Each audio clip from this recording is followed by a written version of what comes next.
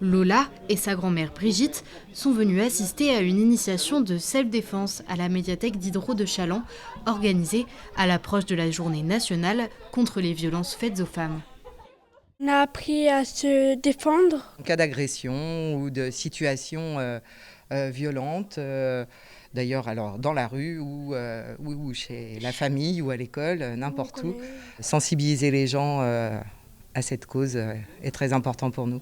Aurélie, ma nièce, décédée sous les coups de son ex-petite amie. Donc la violence malheureusement est toujours très présente. Le Mudokwan chalandais a enseigné les bases de la self-défense. Les personnes présentes ont donc appris le dégagement, à alerter et bien sûr les bases pour se défendre.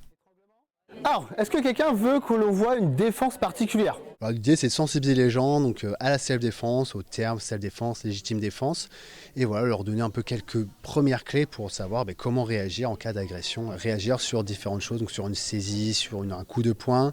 On a fait aussi sur étranglement, sur des saisies vêtements et autres. On va dire des petites bases qui sont assez faciles à reconduire dans différents cas d'agression. En 2024, 107 femmes ont été tuées par leur conjoint ou ex-conjoint.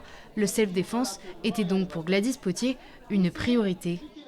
Pour pouvoir donner quelques bases et discuter et d'échanger sur les gestes et comment pouvoir se protéger. Parce qu'effectivement, c'est important à tout âge de pouvoir en parler, en discuter et montrer les gestes importants. On utilise cette journée internationale pour pouvoir proposer des actions de prévention à un plus large public autour des violences en général. Des associations comme SOS Femmes Vendée étaient présentes et restent à disposition.